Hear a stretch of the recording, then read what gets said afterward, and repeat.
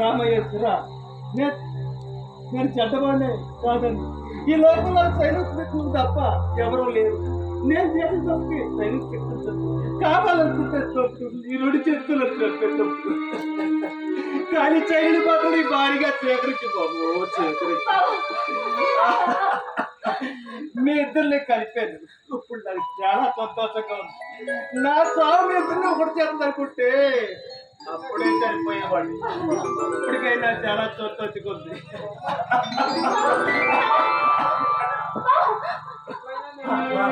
అమ్మా అమ్మా ఇప్పటికైనా నన్ను నమ్ముతావమ్మా?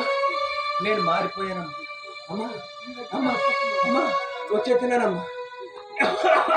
నేను వచ్చేస్తున్నామ్మా.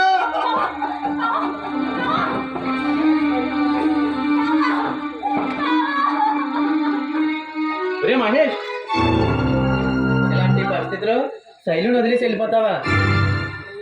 ఒరే శైలు అంటే నాకు ప్రాణంరా. తనే కావాలని తనతో బతకాలని నాకు ఉందిరా. కానీ మనం బతుకుతున్నది ఈ సమాజంలో. రేపు ఈ సమాజం శైలుని సూటిపోటి మాటలతో గుచ్చి గుచ్చి చంపుతారా. అది చూసి నేను తట్టుకోలేనురా. అందుకని సమాజం కోసం భయపడి శైలుని వదిలి వెళ్ళిపోతావా? ఒరే కిషోర్, ఒక్క మాట చెప్పనా? రాముడు అంతటి గొప్పవాడే సమాజం కోసం భయపడి సీతాదేవిని అడవిలో వదిలి రమ్మన్నాడు రా. అంత మాత్రాన సీతాదేవి అంటే రాముడికి ప్రేమ లేదేనా? ఒరే ఆయనకే తప్పలేదురా, మనమెంతరా కేవలం మనుషులు. అందుకే నేను శైలుతో కలిసి జీవించలేను అనుకుంటున్నాను రా. అలాంటప్పుడు బ్రతికుండడం ఎందుకురా? జనానికి టైం బొక్క, మాకు మేకప్ బొక్క.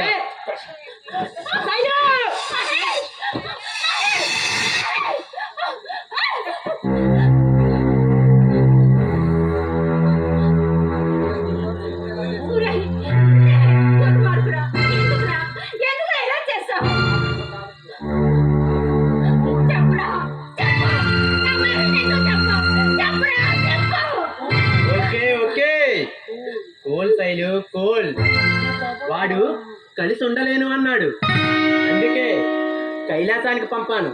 బ్రతికి ఉండలేను అన్నాడు, అందుకే బోర్డర్ దాటించాను. నేనేమన్నా నేరం చేశానా? నీకే సాయం చేశాను. ఏమంటావు? నేనే పాపం చేశానండి. ఎందుకు నన్ను ఇలా శిక్షిస్తున్నావు? నేను ఎవరి కోసం బ్రతకాలి? నేను ఎందుకు బ్రతకాలి? ఇది నాకు ఎవరు దిక్కుతారు?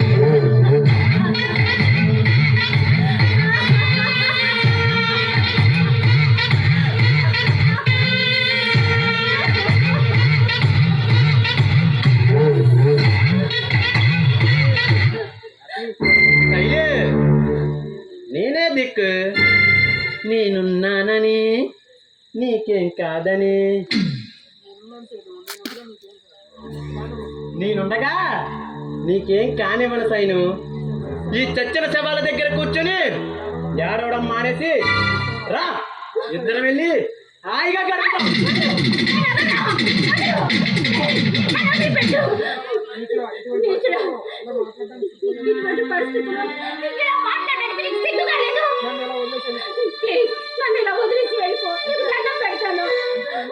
అంటే నన్ను కూడా వదిలేసి వెళ్ళిపోమంటావా? నీకింకెవరు దిక్కే? రా.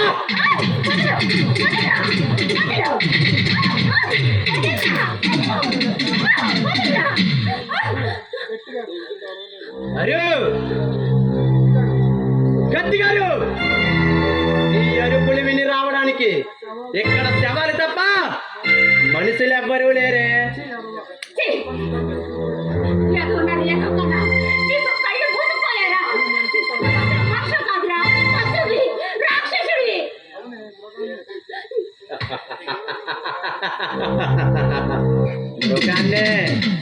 మృగాన్నే శైలు, మృగాన్నే.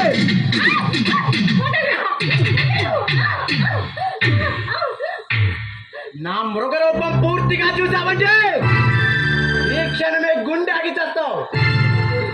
ఏం ఆలోచించకుండా నాతో రా.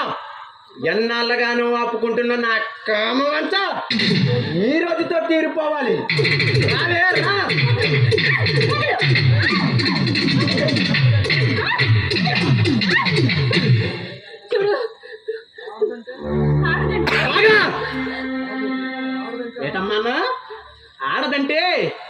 ఆదిశక్తి అగరభక్తి అంటూ డైలాగులు చెప్పక మన దగ్గర వర్కౌట్ అవ్వదు.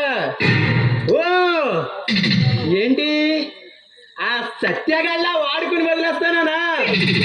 అబ్బాబాబాబా, మరీ అంత నిత్యంగా వదులుతానా? నాకు ఊపు వచ్చినప్పుడల్లా వచ్చిపోతుంటాను. రావే రా.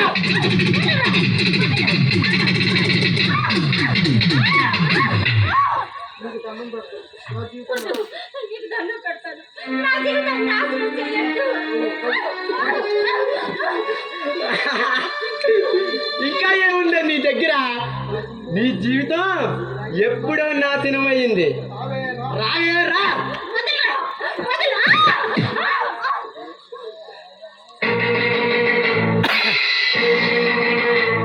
ఈ దుర్యోధన దుశ్శాసన దుర్వినీత లోకంలో రక్తాశ్రులు చిందిస్తూ రావణ శోకంతో మరో మహాభారతం ఆరవ వేదం మానభంగ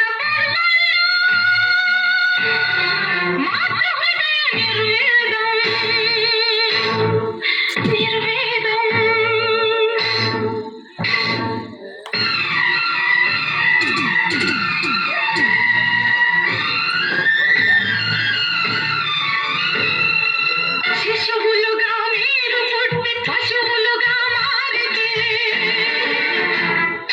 మానవ రూపంలోనే దానవులై పెరిగితే సంస్కృతికి సంస్కృతికి సమాధులే కన్నులుండి చూడలేని ధృతరాష్ట్రుల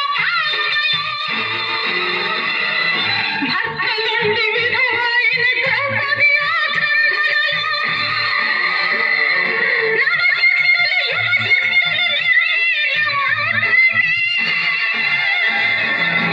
ఏమైపోతుంది సభ్య సమాజం? ఏమైపోతుంది మానవ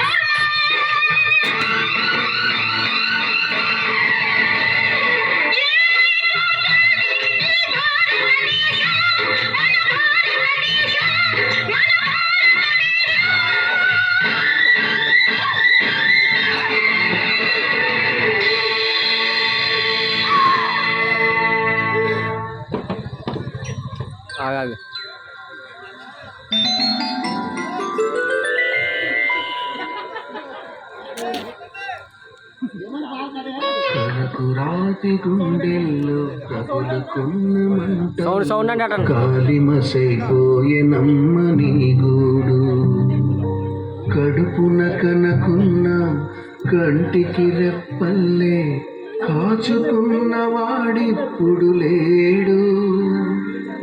రాబందుల రాజ్యంలో రాకాసుల మూకల్లో ఎలా ఎలా ఏడ బతకగలవమ్మా? ఎగిరిపోవే ఆడికైన కోయిలమ్మా. ఎలా ఎలా ఏడ బతకగలవమ్మా? ఎగిరిపోవే ఆడికైన కోయిలమ్మా.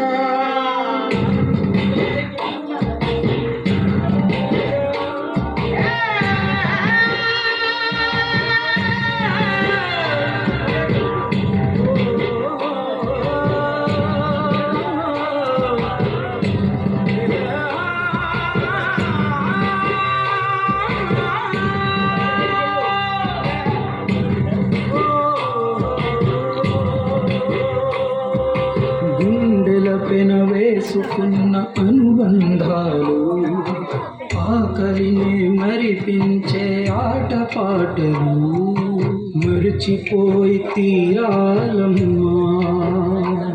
నువ్వు మరిచిపోయి తీరాలమ్మా.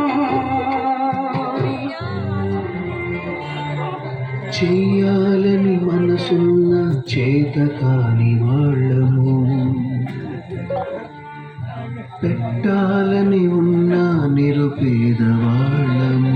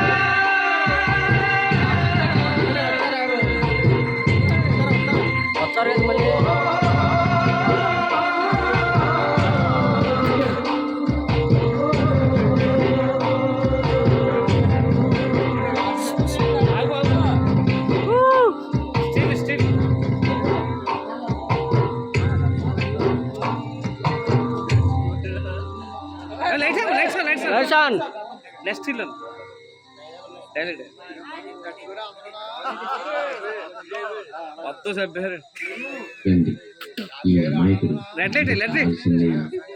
ఒక ఆడబిడ్డ నడిచే ప్రతి బాటలోని ఇలాంటి ముళ్ళు ఉంటే తన కన్న కలలు, ఆశలు, ఆశయాలు అర్థాంతరంగా ఆవిరైపోవలసిందేనా? ఇంతకీ ఈ నేరం ఎవరిది? మీదా? నా? ఈ సమాజానిదా? త్యాగం చేసి ఎన్నో భరించిన స్థితి వచ్చే చావేనా? ఆలోచించండి. ఇక మారదాం. ఆడపిల్ల పుట్టనిద్దాం, స్వేచ్ఛగా పుట్టనిద్దాం, గౌరవం మాతృభూమి పూజిద్దాం. ఈ సమాజంలో ఈ పాత్రలు పోతున్న ఈ నాటకం హితం. అందరూ బాగుండాలి.